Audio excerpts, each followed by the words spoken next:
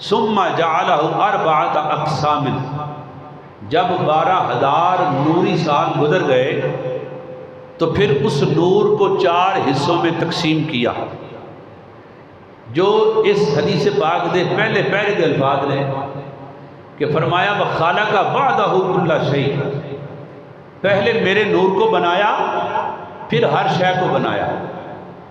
ہن ذرا اس ہر شے کی تفصیل سننا۔ ثم جعلہ اربعۃ اقسام، اس نور کے 4 حصے کیے۔ کتنے؟ 4 حصے کیویں کیتے؟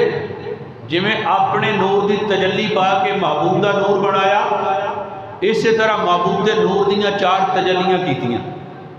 کنیاں؟ 4 حصیاں دے اندر اس نور نو تقسیم کیتا۔ آقا علیہ السلام فرماندے نے فخلق العرش والکرسی من قسم وحملۃ العرش وخزنۃ الکرسی من قسم، فرمایا کہ 3 حصوں سے وہ جو میرے نور کے 4 حصے کیے، 4 حصوں میں تقسیم کیا، اس میں سے جو 3 حصے تھے ان سے اللہ نے عرش بھی پیدا کیا، ان سے اللہ نے کرسی بھی پیدا کی، اور وہ جو خدا کے عرش کو اٹھانے والے فرشتے ہیں وہ بھی پیدا کیے، اور وہ جو اللہ کی کرسی کی حفاظت کرنے والے فرشتے ہیں وہ بھی اسی نور سے پیدا فرمائے۔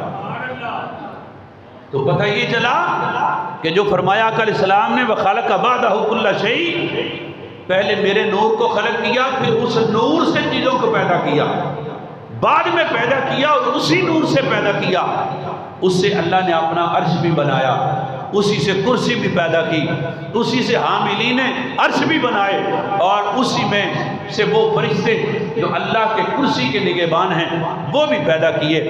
اور پھر فرمایا وَأَقَامَ الْقِسْمَ الرَّابِعَ، پھر وہ جو 4تھا حصہ تھا نور کا، فی مقام الحب 12,000 سنۃ، وہ جو 4 حصے تھے 3 حصوں سے عرش و کرسی اور فرشتے بنائے، 4تھے حصے کو پھر مقام محبت پر اللہ رب العزت نے 12,000 سال فائز رکھا، پوری شان و شوکت کے ساتھ۔